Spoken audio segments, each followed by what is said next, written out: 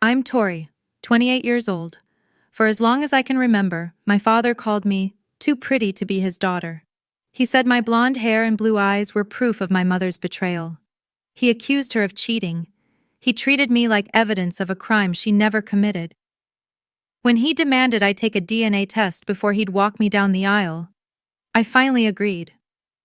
But the results didn't just prove him wrong about the affair. They proved I wasn't his daughter, or my mother's. What we discovered at the hospital where I was born made my father fall to his knees in front of 60 relatives. Before we dive in, if you enjoy stories about truth and family secrets, take a moment to like and subscribe. But only if this story truly resonates with you.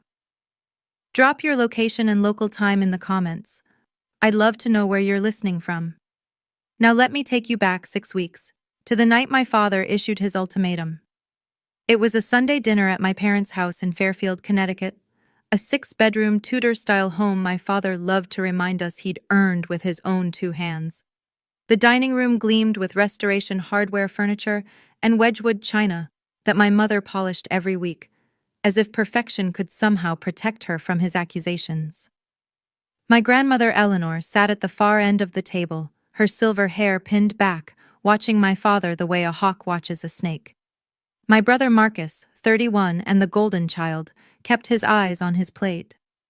My mother Diane clutched her linen napkin like a lifeline, and then Gerald Townsend cleared his throat. "I won't be attending your wedding, Tori." The words landed like a grenade. My mother's fork clattered against her plate. "Gerald," she whispered, "please, not tonight." But he was already reaching into his jacket pocket. He pulled out a folded document and slid it across the oak table toward me. "I've thought about this for a long time," he said, his voice steady, almost rehearsed. "I won't walk another man's daughter down the aisle, not until we settle this once and for all." I looked at the paper. It was a consent form for a DNA paternity test from a local clinic, his name already signed at the bottom. "You have 6 weeks," Gerald continued. "Take the test. Make the results public to the family. If you're mine, I'll be there. I'll even apologize." He smiled, but it didn't reach his eyes. "But we both know what the test will show." My grandmother's teacup hit the saucer with a sharp crack. My mother started crying, silent tears streaming down her cheeks, and I sat there, staring at my father's Rolex Submariner glinting under the chandelier, thinking, 28 years. He's been building to this moment for 28 years. I didn't sign the paper that night. I didn't storm out either. I simply said, "Thank you for the reminder, Gerald. I'll remember this." And I meant every word. I should explain why that dinner didn't surprise me. By 28, I'd learned that my father's cruelty followed a pattern, predictable as the tide, twice as relentless. I was 7 the first time I understood I was different. I'd pressed my ear against my parents' bedroom door after hearing my mother cry, and I heard him call her a whore. "Look at that blonde hair," he spat. "Where did it come from, Diane? Certainly not from me." At 12, I wanted to join the school volleyball team. Gerald refused to sign the permission slip.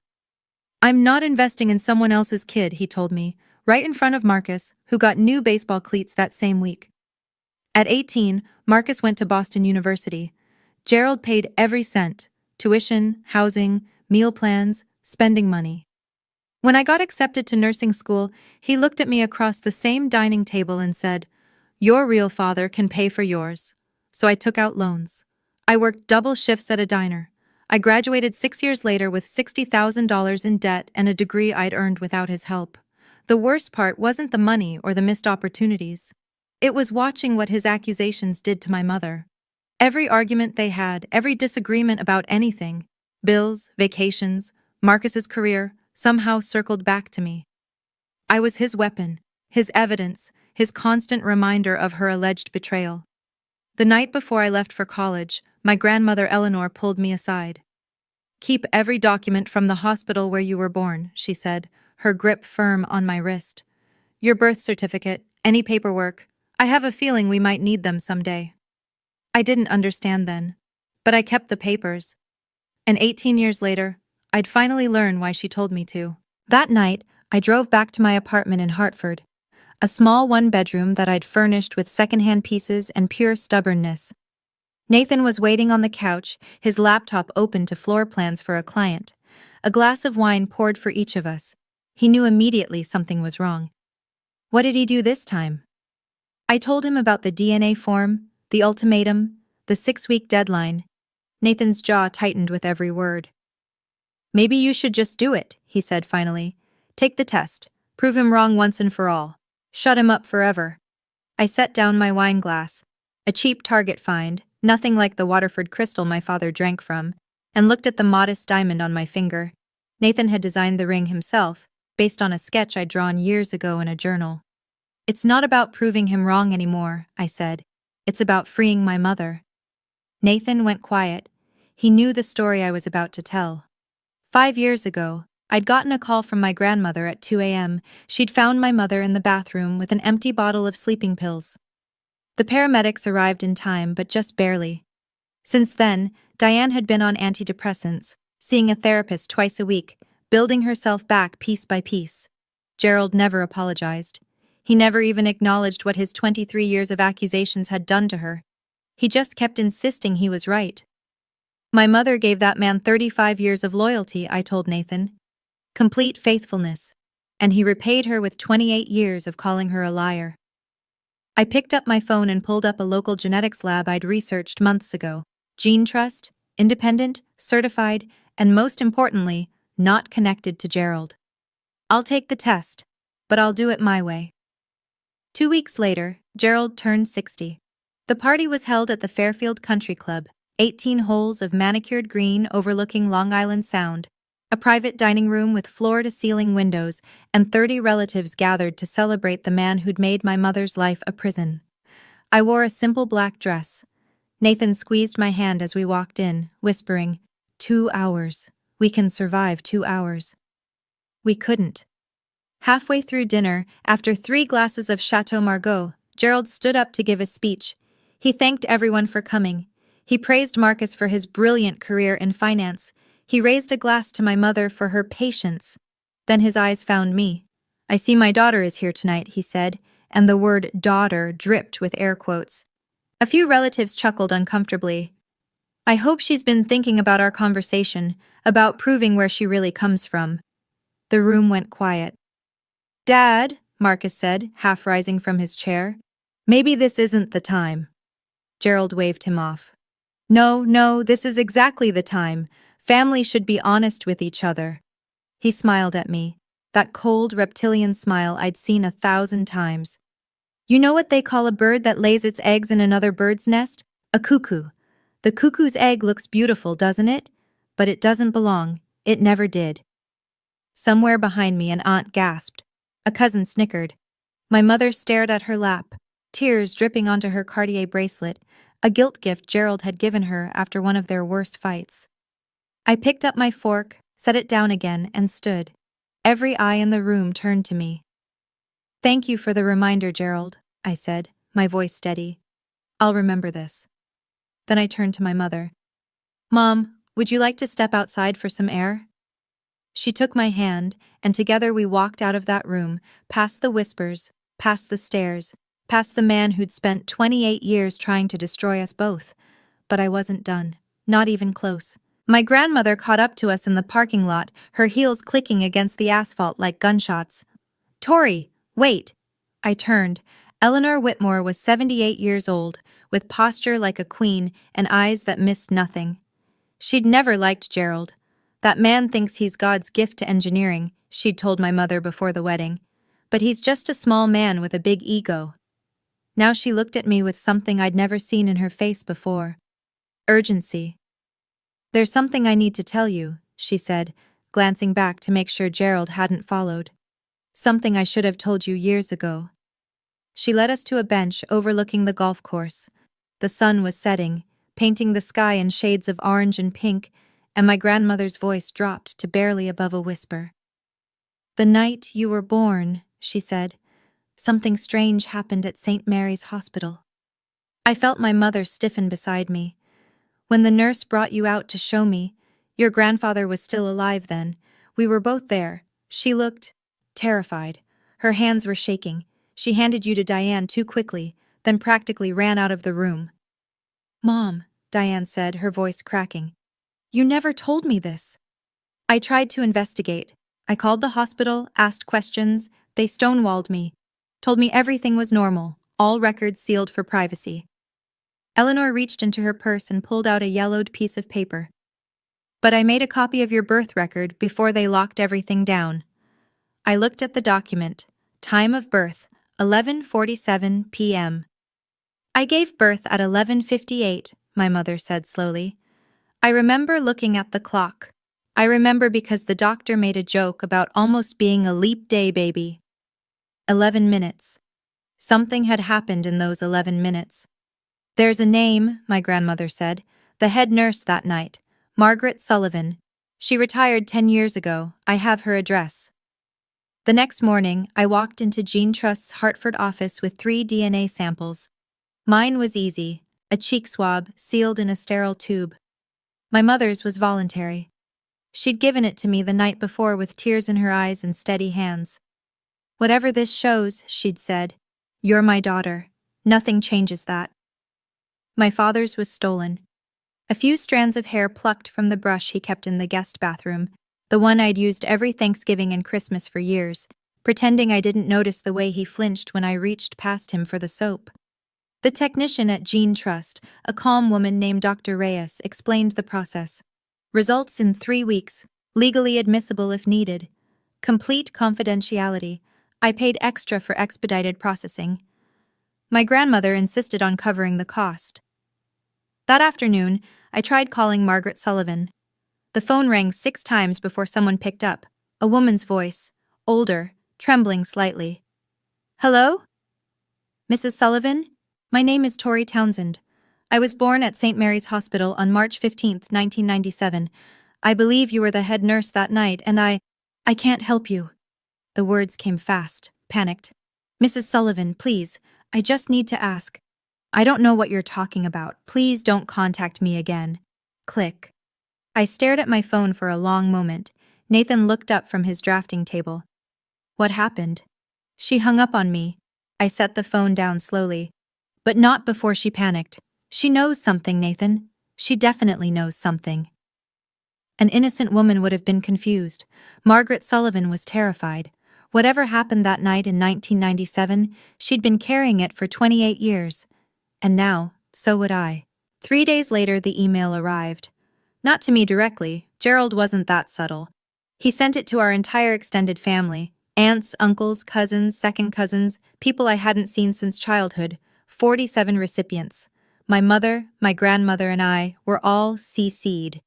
The subject line read, "Regarding Tori's wedding." I read it in my car, parked outside the hospital where I worked, my hands trembling against the steering wheel. Dear family, as many of you know, I have carried a burden for 28 years. I have endured doubt about my daughter's true parentage, and I have watched my wife refuse to admit the truth. I have asked Tori to take a DNA test and share the results with our family before her wedding. She has so far refused, which I believe speaks for itself. Until this matter is resolved publicly, I will not be attending the ceremony. I hope you will all understand my position. Attached is a family photograph from Tori's christening. I invite you to look closely and draw your own conclusions. Regards, Gerald Townsend. The attachment was a photo I remembered from my grandmother's mantle. Me at 3 months old, cradled in my mother's arms. Blonde hair, blue eyes, pale skin. Surrounded by Gerald, Marcus, and a dozen brunette relatives. Gerald had circled my face in red and added a caption, "Spot the difference." Within hours, the responses started flooding in. Some defended my mother. Most just asked questions. Careful, probing, curious about the drama. Marcus called me that night. "Just do what Dad wants," he said, his voice tight with frustration. "You're making this worse. You're ruining his reputation." I laughed, at that. "His reputation," I repeated. "That's what you're worried about?" He hung up without answering. 3 weeks after I submitted the samples, the email from Jean Trust arrived at 9:47 p.m. on a Tuesday. Nathan was traveling for work, a project consultation in Boston that couldn't be rescheduled. I was alone in our apartment, a half-eaten salad on the coffee table, my laptop open to a streaming service I hadn't actually been watching. The subject line was clinical. Your DNA analysis results, secure document. I entered my password. I verified my identity. I opened the PDF, and then I read it 3 times, because the first 2 times the words didn't make sense. Subject A, Tori Townsend, shows 0% genetic match with Subject B, Gerald Townsend. I'd expected that. I'd prepared for it, even. Steeled myself for the confirmation that Gerald was right about one thing, even if he was wrong about everything else. But then came the second line.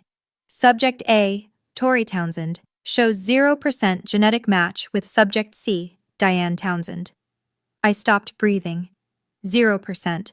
Not my father's daughter. Not my mother's daughter.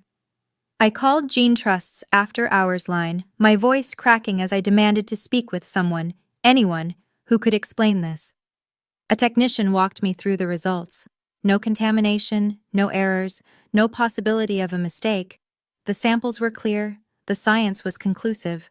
I was not related to either of my parents, which meant my mother had never cheated. Gerald had been wrong about that for 28 years. But it also meant something else. Something impossible. If Diane Townsend didn't have an affair, if she'd been faithful, like she'd always claimed, then how was I not her biological daughter?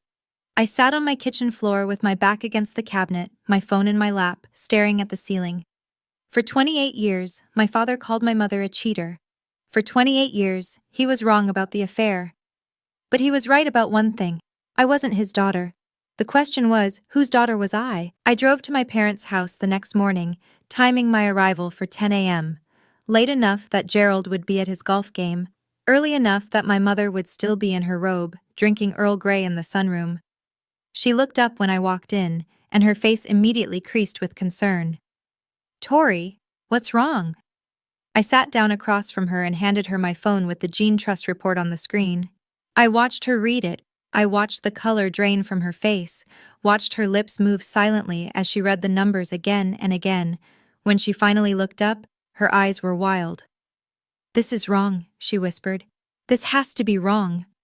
I called the lab, triple-checked everything. There's no mistake, Mom. But I gave birth to you. Her voice rose, cracking on the edges. I was in labor for 14 hours. I felt you come out of my body. I saw you, Tori. You were red and screaming and mine. I took her hands in mine. They were ice cold. I believe you, I said.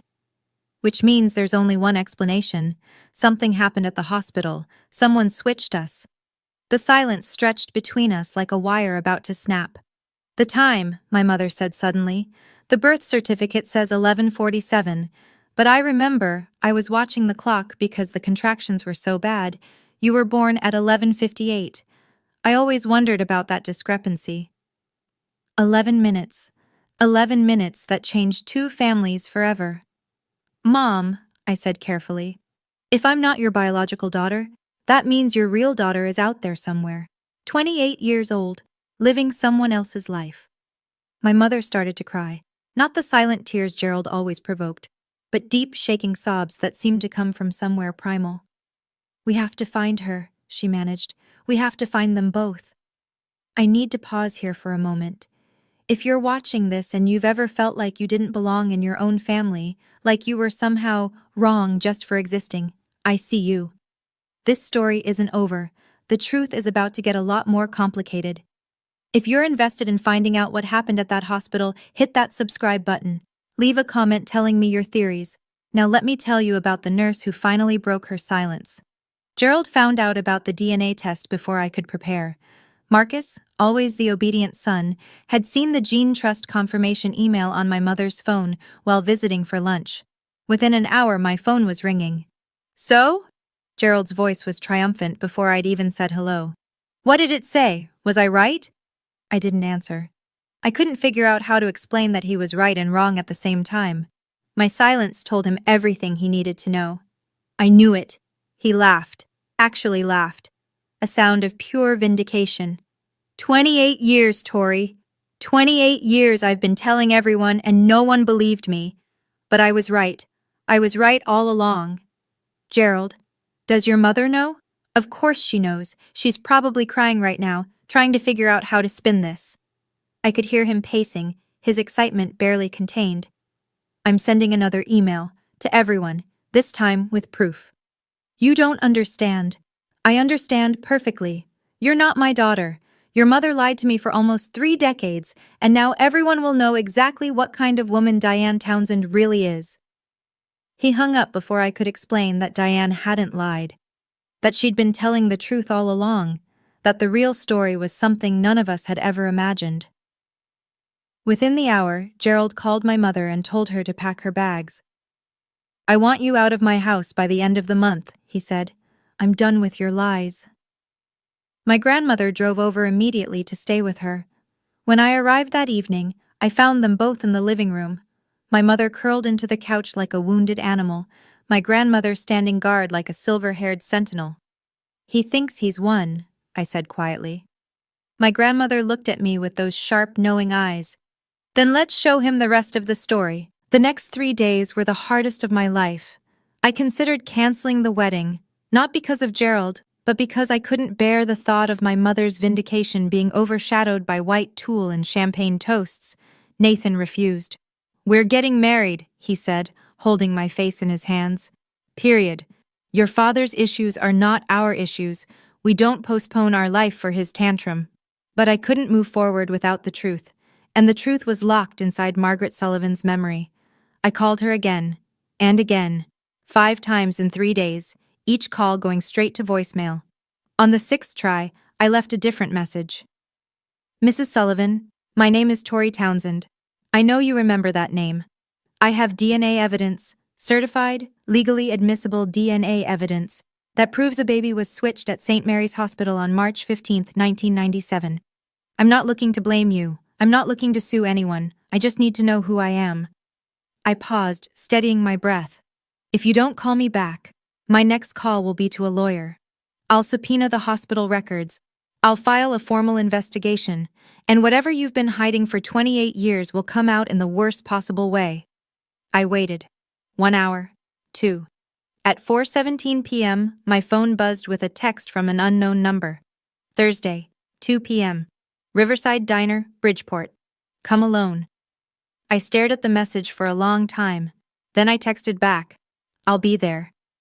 Whatever Margaret Sullivan had been carrying for 28 years, she was finally ready to let it go.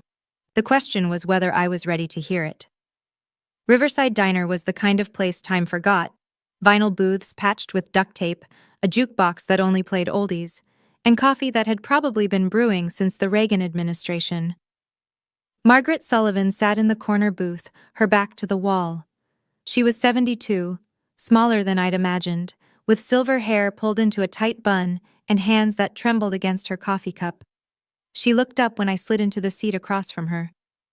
You look just like her, she said quietly. Linda, your biological mother. Same hair, same eyes. I felt my heart stutter. You know who my biological mother is? Margaret closed her eyes for a long moment. When she opened them, they were wet. I've carried this for 28 years, she said. Every single day, wondering if I did the right thing by staying quiet. Wondering if I should have spoken up when it happened. She reached into her purse and pulled out a worn leather journal, its pages yellowed with age. This is my shift log from March 15th, 1997, the night you were born. She opened it to a flagged page and slid it across the table. I read her cramped handwriting, my blood running cold with every line. 11:47 p.m., baby girl number 1, born to Diane Townsend. Healthy, 7 pounds 2 ounces. 11:58 p.m., baby girl number 2, born to Linda Morrison. Healthy, 6 pounds 14 ounces. 12:32 a.m. Incident. Trainee nurse Carla Hendricks mixed up infants after bathing. Realized error at 2:15 a.m. Both families had already bonded. 2:45 a.m. Meeting with hospital administrator. Decision made to correct records, not families. Less traumatic for everyone. NDA required for all staff present. I looked up at Margaret, my hands shaking. They knew, I whispered. They knew that night, and they covered it up. The administrator said it would cause more harm to switch you back. Both mothers had already held their babies, fed them, named them. Margaret's voice cracked. I was 24 years old. They threatened my license, my pension. They made me sign a non-disclosure agreement. I had 2 kids of my own to feed. Who was the other baby? I asked. The one who went home with Linda Morrison? Margaret pulled out another piece of paper, a printout from a social media profile. A woman my age, brown hair, brown eyes, a smile that looked exactly like Marcus's. Her name is Rachel Morrison. She's 28 years old. She lives in Springfield, Massachusetts. She looked at me with eyes full of decades of guilt. And she's your mother's biological daughter. That night, I sat in my apartment with my laptop open to Rachel Morrison's LinkedIn profile. Elementary school teacher at Springfield Public Schools, graduate of UMass Amherst, volunteer at the local animal shelter. Her profile picture showed a woman with chestnut brown hair and warm brown eyes, standing in front of a classroom decorated with colorful alphabet letters. She looked exactly like what my brother Marcus might have looked like if he'd been born a woman. I composed the message 17 times before finally hitting send. Hi Rachel. This is going to sound completely insane, and I apologize in advance. My name is Tori Townsend. I was born at St. Mary's Hospital in Bridgeport, Connecticut, on March 15, 1997. The same night and place as you. I recently did a DNA test that showed I'm not biologically related to either of my parents. I've since spoken with a nurse who was working that night, and she confirmed that 2 babies were accidentally switched. I believe you're the biological daughter of Diane and Gerald Townsend, and I believe I'm the biological daughter of Linda Morrison. I have documentation. I have a witness statement. I'm not looking for anything from you. I just thought you deserved to know the truth. If you're willing to talk, please call me. I included my phone number and closed the laptop before I could second-guess myself. 24 hours passed. I checked my phone every 10 minutes like a teenager waiting for a text back from a crush. Then, at 9:38 p.m. the following night, my phone rang. Is this Tori? The voice on the other end was shaky, uncertain, but something in it felt familiar. Rachel? A long pause, a shuddering breath. My whole life, people have told me I don't look like my parents. My dad, well, my legal dad, used to joke that maybe the hospital made a mistake. We all laughed about it. She let out a sound that was half laugh, half sob. I guess it wasn't a joke after all. We talked for 3 hours that night. By the end, we'd both agreed to take another DNA test. This one comparing Rachel to Gerald and Diane. The results would be ready in 10 days, just in time for my engagement party. Over the next week, I built my case like a prosecutor preparing for trial. First, the documents. I had my original gene trust report showing 0% match with both Gerald and Diane.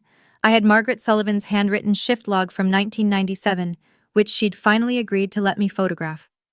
I had a notarized statement from Margaret, signed before a witness at her attorney's office, her own decision, she said, to finally clear her conscience. The hospital threatened me for 28 years, she told me when I picked up the document. I'm 72 now. What are they going to do, fire me from retirement? Second, the DNA. Rachel had submitted her samples to Gene Trust, using the same expedited process I had. Her results comparing to Gerald and Diane would arrive 2 days before the engagement party. Third, the witnesses. My grandmother Eleanor would be there, of course. She'd been waiting 28 years for this moment. Margaret Sullivan agreed to attend, sitting quietly in the corner until needed, and Rachel, my biological sister in spirit, if not in genetics, would be waiting in the room next door. Are you sure about this? Nathan asked as we reviewed the plan together.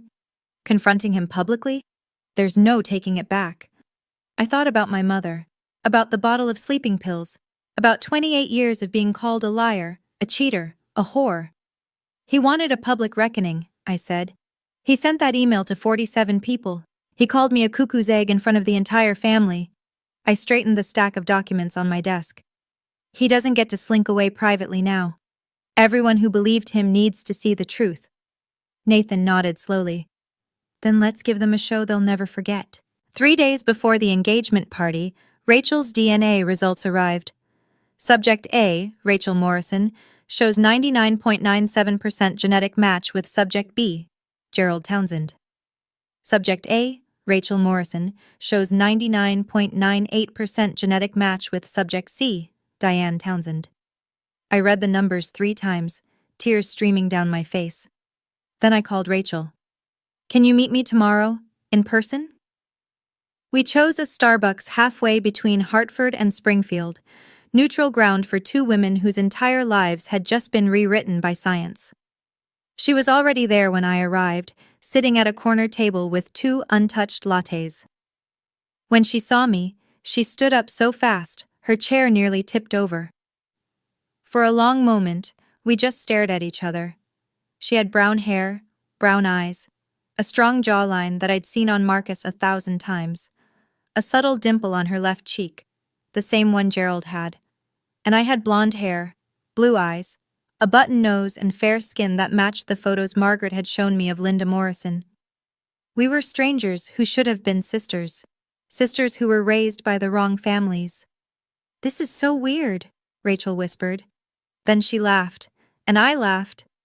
And suddenly we were hugging in the middle of a Starbucks, crying into each other's shoulders while the baristas pretended not to notice. "I want to meet them," Rachel said when we finally pulled apart. "Diane and Gerald, my biological parents." "You will," I promised, "in 3 days." I didn't tell her that one of those parents would be on his knees when she walked into the room. The engagement party was held at Whitmore Estate, my grandmother's family home, a Georgian manor with rose gardens and fairy lights strung through century-old oak trees. She'd insisted on hosting to give you a proper celebration in a place where Gerald's ego can't reach. 60 guests arrived that evening in cocktail attire, aunts and uncles, cousins, family friends, and every single person who'd received Gerald's accusatory email. I wore a navy blue Reformation dress and carried myself like a woman who had already won. Nathan stayed close, his hand on the small of my back, steady as always. My mother arrived with my grandmother, her eyes still red from days of crying, but her posture straighter than I'd seen in years. Something had shifted in her since we'd learned the truth, a weight lifting, even before the public vindication. And then Gerald arrived. He came late, of course, fashionably late, as he'd call it, letting the crowd gather, letting the anticipation build. He wore a Tom Ford suit, his Rolex catching the chandelier light, a smirk playing at the corners of his mouth. He thought this was his victory lap. He had no idea. I watched him work the room, shaking hands, accepting congratulations from relatives who believed his version of events. "Such a difficult situation," I heard an aunt murmur to him. "You've been so patient."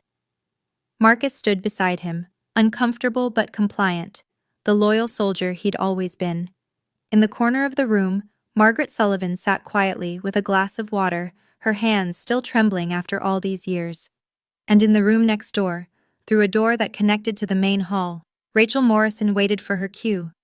I checked my phone. Nathan nodded. It was time. Halfway through the cocktail hour, Gerald asked for a microphone. The room quieted as he stepped onto the small raised platform my grandmother had set up for toasts.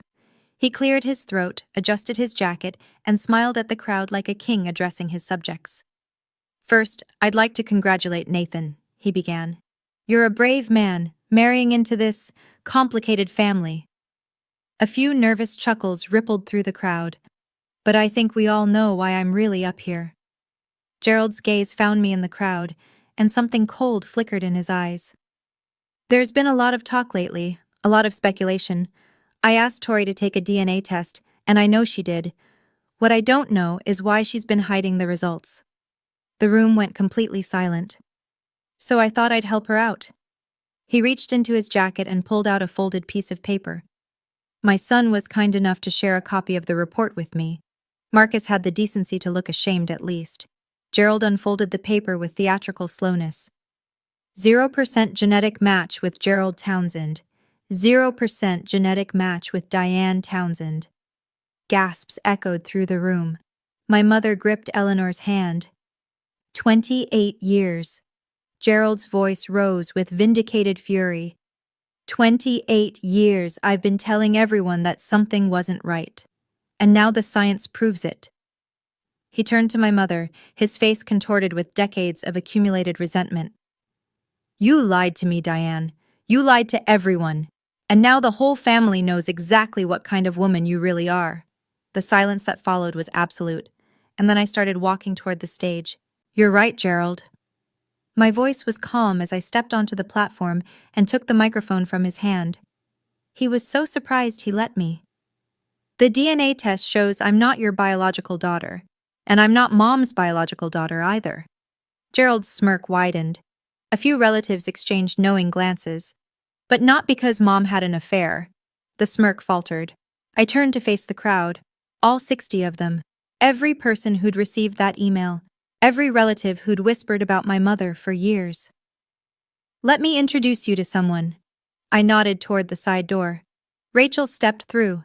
28 years old. Brown hair, brown eyes, a jawline that was unmistakably, undeniably Townsend. The room erupted in murmurs. Someone dropped a champagne glass. Marcus made a strangled sound. This is Rachel Morrison, I said. She was born 11 minutes before me at St. Mary's Hospital on March 15, 1997. The night I was born, there was an accident. A trainee nurse mixed up 2 babies after bathing them, and the hospital covered it up to avoid a lawsuit. I pulled out my phone and tapped the screen. The wall-mounted display I'd arranged earlier flickered to life, showing the Gene Trust reports. Rachel's DNA shows a 99.97% match with Gerald Townsend, a 99.98% match with Diane Townsend. I let that sink in. She is your biological daughter, Gerald, the daughter you've been searching for. And she's been living in Massachusetts her entire life because a hospital made a mistake and chose to hide it. Gerald's face had gone white. He looked at Rachel, really looked at her. And I watched 28 years of certainty crumble. This is Margaret Sullivan, I continued, as Margaret rose from her corner seat. She was the head nurse that night.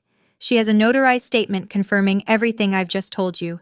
The shift logs, the hospital cover-up, all of it.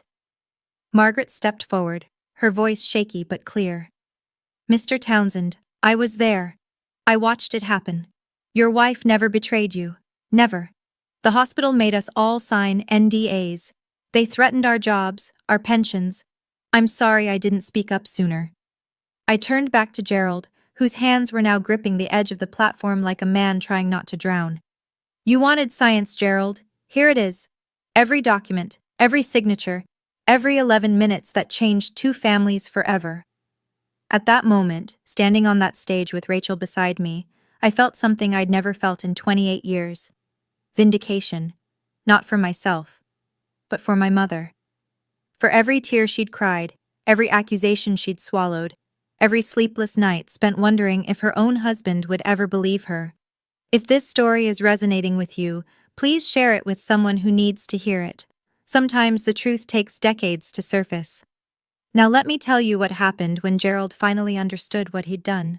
Gerald Townsend had spent 28 years being certain that his wife had betrayed him, certain that his daughter was proof of her infidelity, certain that his suspicion made him righteous, that his cruelty was justified, that science would eventually vindicate him. Now science had spoken, and it had destroyed every foundation he'd built his identity on. He looked at Rachel, this stranger with his jawline, his eyes, his blood, and something in him shattered.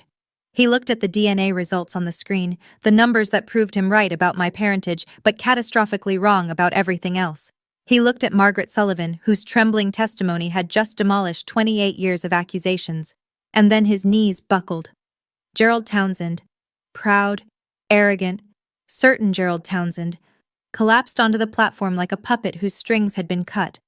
He caught himself on one knee, his hand slapping against the hardwood floor, his chest heaving with ragged breaths. I didn't know, he whispered. How could I have known? How? You could have trusted her. My voice was quiet but carried through the silent room. You could have investigated. You could have looked for other explanations instead of assuming the worst about the woman who loved you. But the hair, the eyes. Genetics are complicated. Recessive genes exist. Hospital mistakes happen. I stepped closer, looking down at the man who had made my childhood a battlefield. But you chose suspicion. You chose cruelty. For 28 years, you punished Mom and me for a crime that never happened. From across the room, I heard a chair scrape back. Marcus, silent, compliant Marcus, stood up. For a moment, I thought he would come to his father's defense, like he always had. Instead, he walked past Gerald without a glance and crossed to our mother's side. "Mom," his voice cracked. "I'm sorry. I should have said something years ago. I should have—" Diane pulled him into a hug, her tears soaking into his shoulder, and Gerald remained on his knees, watching his family choose each other over him. For 28 years, my mother had lived in Gerald Townsend's shadow.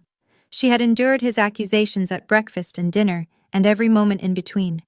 She had cried herself to sleep more nights than anyone knew. She had swallowed his cruelty like medicine, telling herself that maybe, someday, he would see the truth. Now the truth was everywhere, on screens and documents, in the face of a stranger who carried her blood. Diane stepped forward slowly, her heels clicking against the hardwood floor. The crowd parted for her. Even Marcus stepped aside. She stopped in front of Gerald, who was still on one knee, his face wet with tears. I'd never seen him cry before. 28 years, Gerald. Her voice was steady, stronger than I'd ever heard it. 28 years, I stayed because I loved you. Because I believed that someday you would trust me. Because I thought our family was worth fighting for. Gerald looked up at her. "Diane, She raised her hand, cutting him off. "Not yet. You don't get to apologize yet." The room held its breath.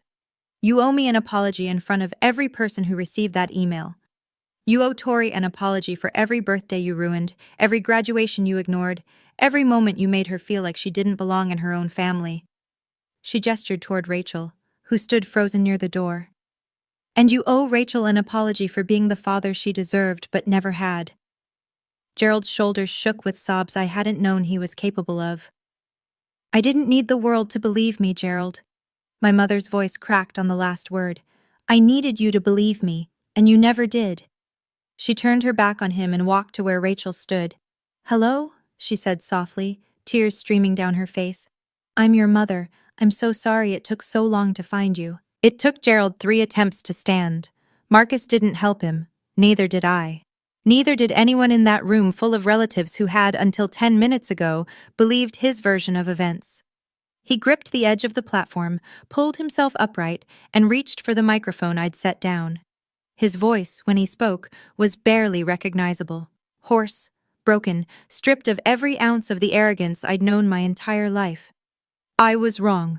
3 words, 28 years overdue. "I was wrong about Diane. She never—" His voice cracked. He tried again. "She never betrayed me. I accused her for nearly 3 decades, and I was wrong." He looked at me, and for the first time in my life, I saw something other than suspicion in his eyes. "Tori, I took things from you that I can never give back.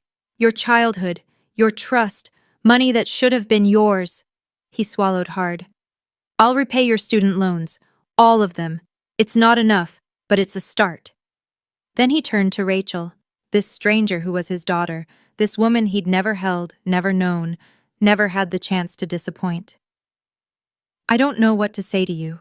You're my daughter, and I've missed everything. Your first steps, your graduations, your entire life." His voice shattered on the words. "That's something I'll regret until the day I die." Rachel was crying too. We all were at this point, but her voice was steady. "We can start now," she said, "if you're willing to actually be a father, instead of a judge." Gerald nodded, unable to speak.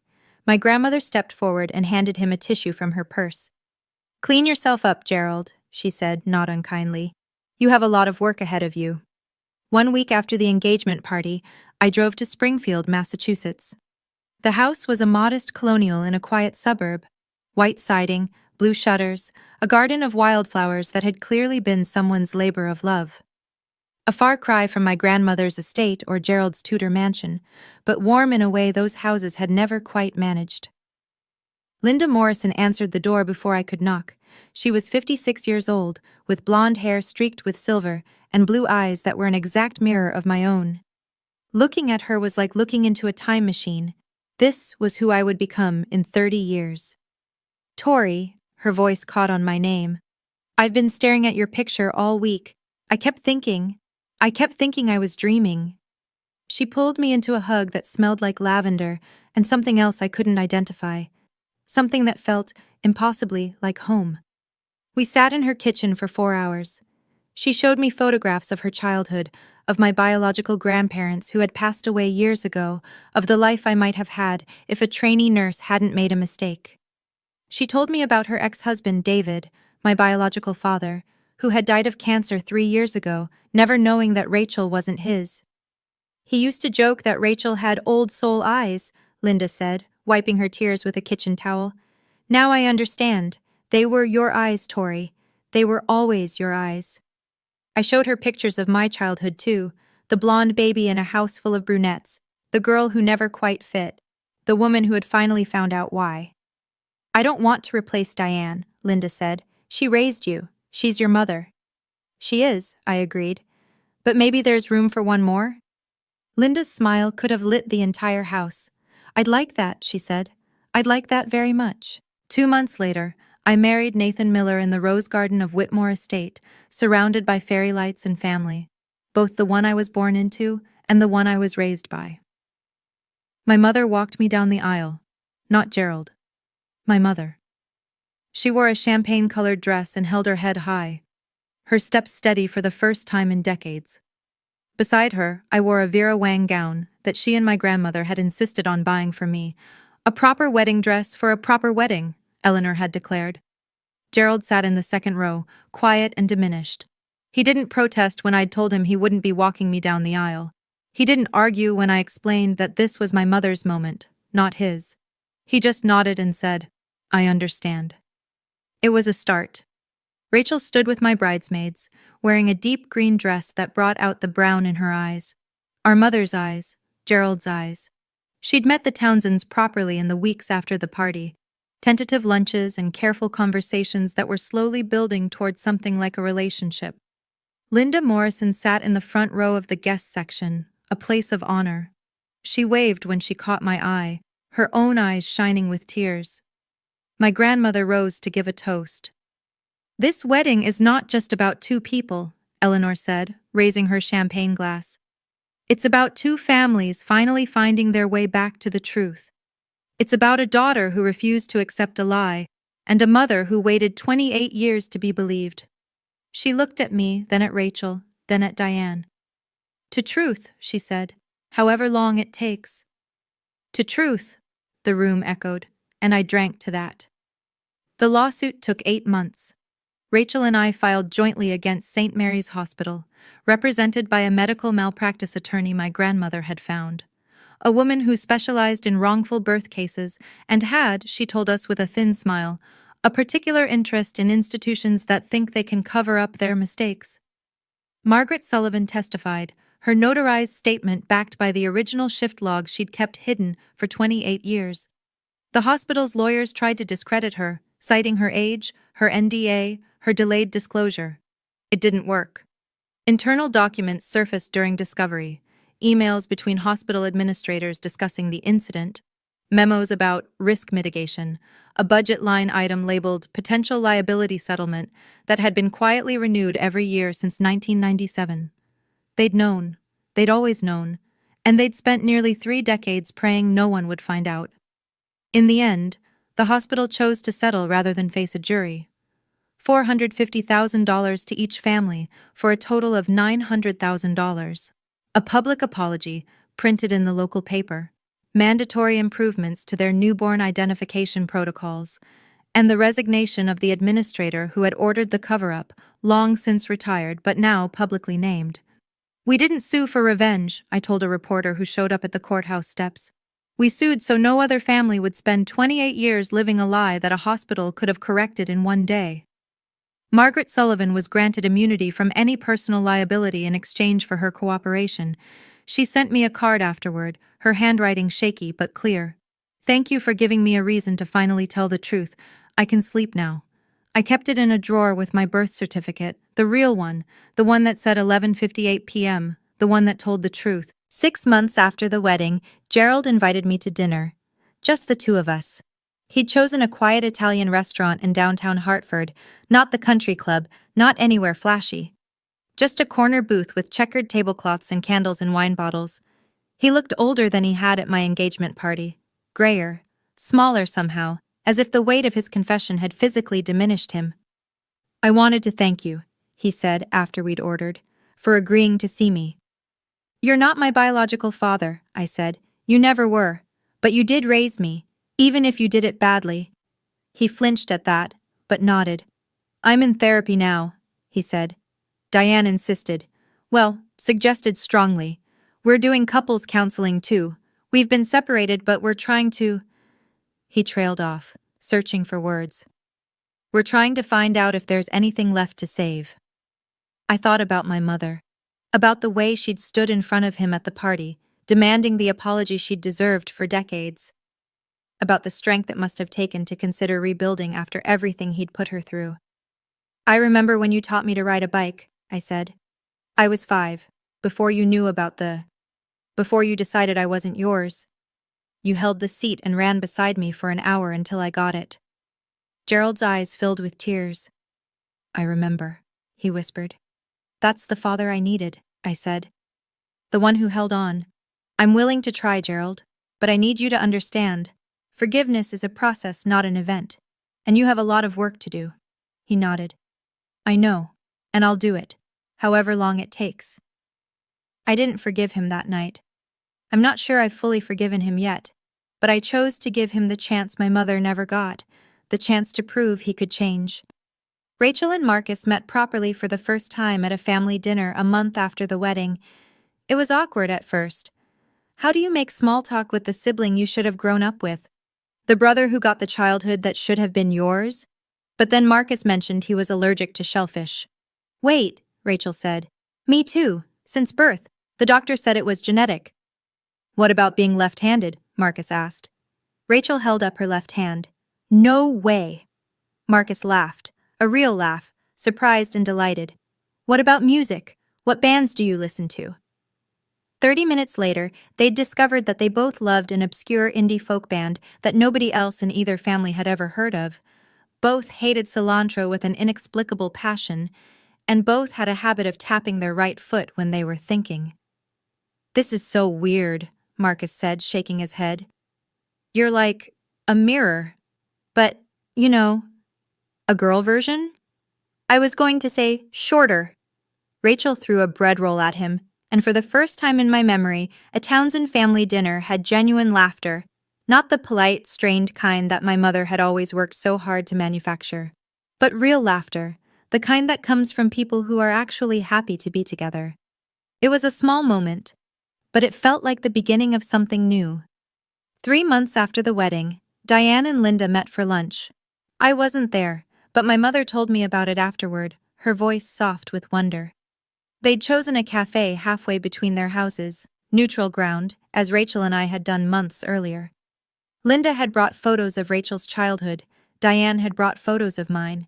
They'd sat there for 3 hours, trading stories about daughters they'd raised but hadn't birthed. "She told me about Rachel's first words," Diane said, "and I told her about yours. We both cried. A lot." "Was it strange?" I asked. "Meeting the woman who raised your biological daughter?" My mother considered the question for a long moment. "I thought it would be," she admitted. "I thought I'd feel, I don't know, jealous? Resentful? But when I looked at her, all I could think was, she loved Rachel the same way I loved you, completely, without question." She reached across the table and took my hand. "We lost 28 years," she said, "but we gained each other, and we gained the truth. That has to count for something." Linda and Diane have lunch together once a month now. They've become friends, an unlikely friendship, born from shared loss and unexpected connection. They call each other the other mother, and in a strange way, I think it's helped them both heal. I'm sitting in our new apartment now, a 2-bedroom in a nicer part of Hartford, with room for Nathan's home office and space for the nursery we'll need soon. The walls are covered with photographs. My wedding day, with my mother on one side and Linda Morrison on the other. Rachel and me at Thanksgiving, our first holiday together. My grandmother Eleanor, looking triumphant at her birthday party last month. Nathan is in the kitchen making dinner. Something complicated with too many ingredients. He's been on a cooking kick lately. I've been thinking a lot about the past year.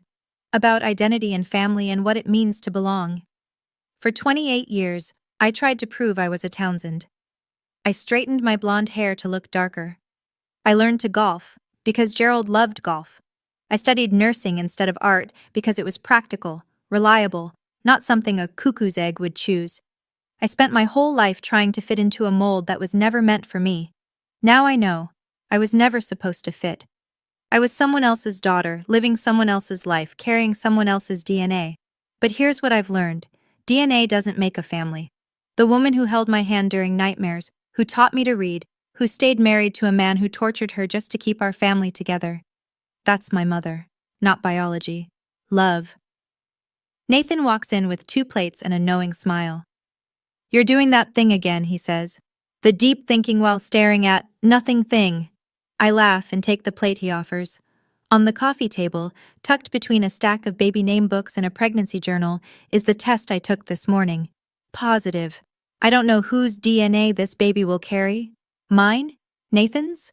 Some echo of the Morrisons or the Townsends? But I know one thing for certain. This child will know they're loved, from the very first moment, without condition, without doubt. That's the only proof that matters. If you're watching this, and you've ever been accused of something you didn't do, by a parent, a partner, anyone who should have trusted you, I want you to know, the truth has a way of surfacing. Sometimes it takes 28 years. Sometimes it takes a DNA test and a brave nurse with a guilty conscience. But it surfaces. Don't let anyone's suspicion define your worth. And if you're the one doing the accusing, ask yourself, is my certainty worth destroying the people I love? My father spent 28 years being certain. He was certain my mother cheated. He was certain I wasn't his. He was certain his cruelty was justified. He was wrong about all of it. Trust is a choice. Doubt is easy. But 28 years of doubt can destroy a family. 28 years of trust could have saved mine. Thank you for listening to my story. If it touched you, share it with someone who needs to hear it. Check the description for more stories like this one. Until next time, trust the truth, even when it's hard.